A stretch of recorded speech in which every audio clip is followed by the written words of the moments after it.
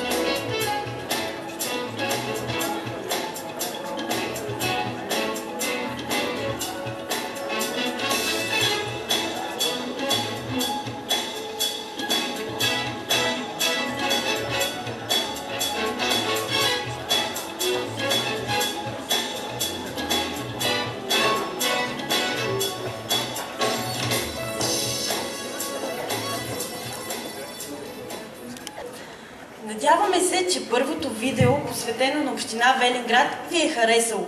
Поздравителен адрес от кмета на община Велинград Костадин Коев. Уважаеми господин председател на Общински съвет, уважаеми присъстващи, уважаеми господин Котев, тук съм в качеството си на представител на екипа на отдел образование и култура и имам удоволствието да връча поздравителен адрес от кмета на община Велинград господин Коев, както и да поздравя екипа на читалище Отец Паисий за това прекрасно събитие и този прекрасен информационен портал, на който качествените събития в община Велинград ще бъдат отразявани и споделяни подобаващо.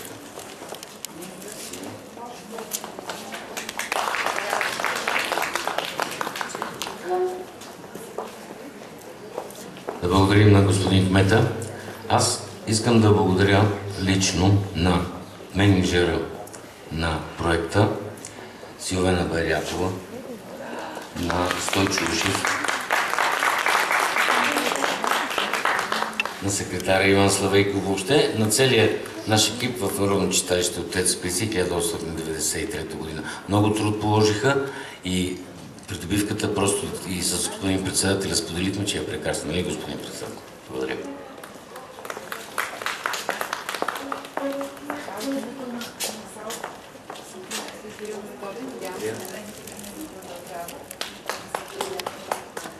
Знаете, че стената отворена и за вас, училищата.